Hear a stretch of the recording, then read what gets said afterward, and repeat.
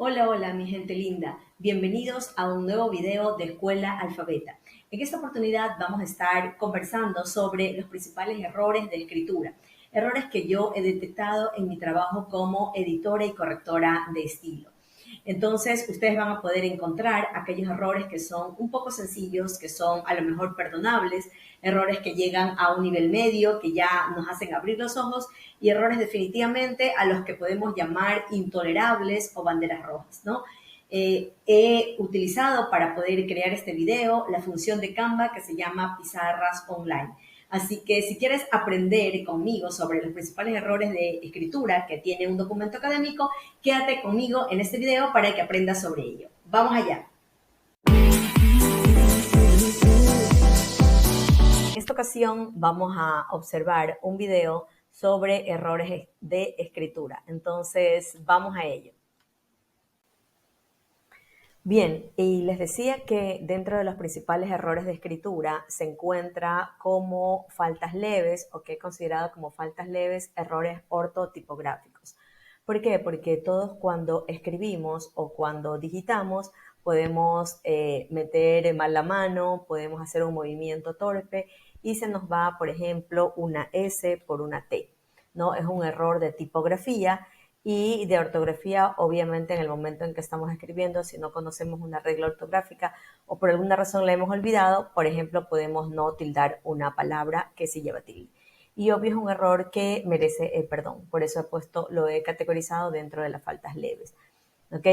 Tenemos aquí el límite de lo tolerable, ¿verdad? En este ya segundo nivel, va avanzando un poquito, tenemos dos categorías a las cuales he llamado la una palabras repetidas y la otra error de cohesión lingüística.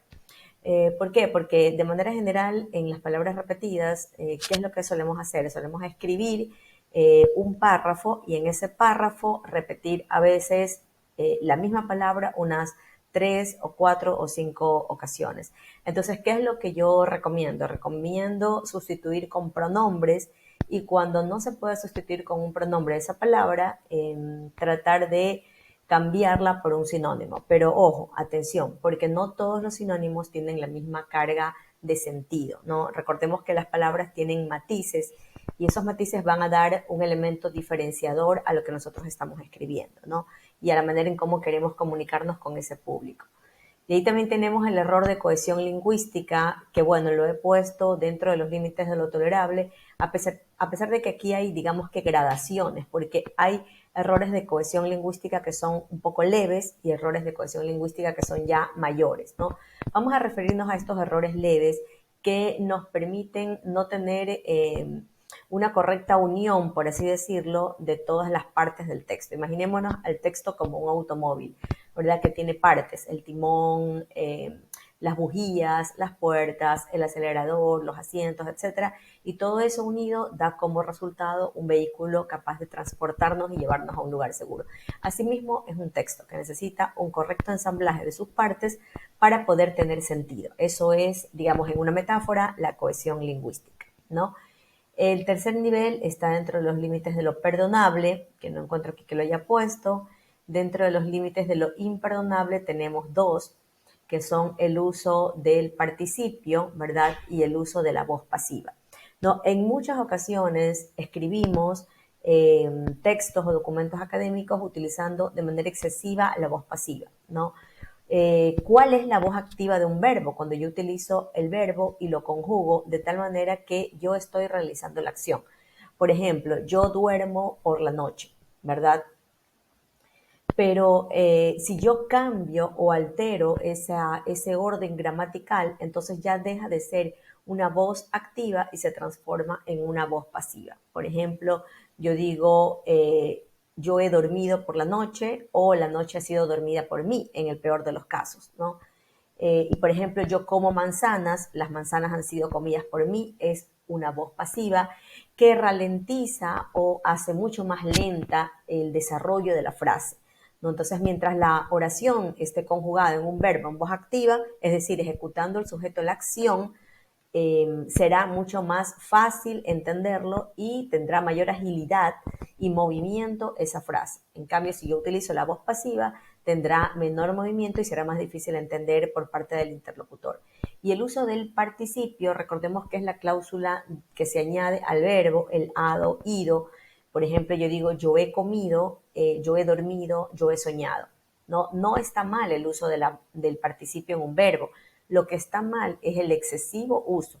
Por ejemplo, yo digo, yo he soñado que he ido al colegio mientras estaba estudiando y por tanto he ganado los concursos, etcétera. Todo lo que es excesivo uso del participio va a degenerar en un error de escritura, ¿no? Y tenemos también en el límite, ya en el top 10, arderás en el infierno. ¿Por qué? Porque ya cuando nos encontramos ante estos dos errores que son verdaderamente, están situados en el límite de lo imperdonable y arderás en el infierno, son errores que, si bien es cierto, son susceptibles de arreglar, pues habría que hacer una reconstrucción total del texto, ¿no? Y son estos dos errores que son el uso del gerundio y cazadores de sinónimos. Vamos a hablar primero del uso del gerundio. ¿Por qué?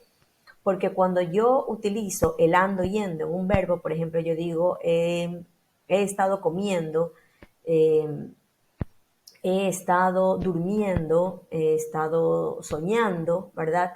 El ando y el yendo añadidos a un verbo hacen que éste se transforme en gerundio. Pero como decía anteriormente con el caso del participio, si yo uso excesivo gerundio a lo largo de toda la construcción gramatical, voy a caer en un error de escritura. Lo mismo sucede con los cazadores de sinónimos, ¿no? ¿A qué llamo yo los cazadores de sinónimos? Aquellas personas que escriben un texto, ¿verdad? Y que, por ejemplo, se repite la palabra casa en un texto, en un párrafo, en unas 2 o 3 ocasiones, ¿no? Y sustituyen esta palabra casa por hogar, por espacio donde se vive, bueno, pero no siempre ese sinónimo que yo he utilizado, como les decía hace un momento, tiene el matiz el matiz semántico lo suficientemente acertado, de tal manera que le dé a mi párrafo y a mi oración un sentido lógico. Espero que hayan disfrutado muchísimo de este video que les he dejado aquí y que lo he hecho con mucho placer, con mucha alegría para todos ustedes, para que aprendan los errores de escritura y sepan identificarlos en un texto. Sin más, me despido hasta el próximo video y si te ha gustado este contenido, activa la campanita para más notificaciones, dale una manito arriba, un like y escríbeme abajo en los comentarios qué opinas de este video, si se te dificulta a ti escribir como a otras personas, cuáles son las dificultades que enfrentas, ¿no? Te mando un abrazo muy fuerte y nos vemos en el próximo video.